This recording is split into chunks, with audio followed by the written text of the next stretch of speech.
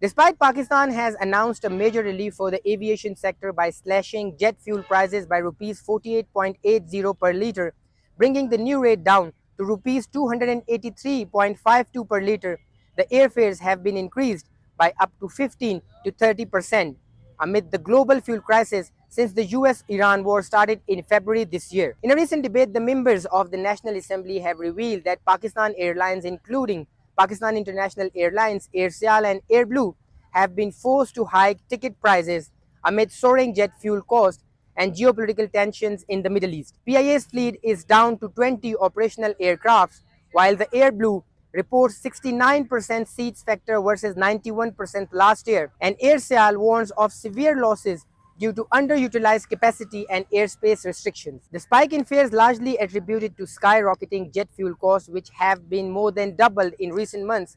However, the crude oil has surged from $85 to $90 to $150 to $200 per barrel, while regional instability includes tensions involving Iran and the United States has further strained operations. PIA reported that despite fare increase and fuel surcharge, the airline struggles to meet operational costs. The carrier currently operates only 20 out of 31 aircrafts, with daily costs exceeding to 600 million US dollars.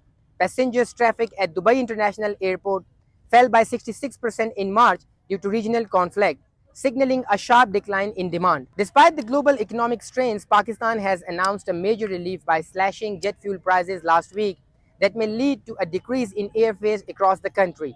The PIA and other private airlines have already getting double fares from passengers traveling from Quetta to other parts of the country, while provincial and national legislators from Balochistan have been protesting against the deliberate rise in fares of all domestic flights from the Quetta International Airport.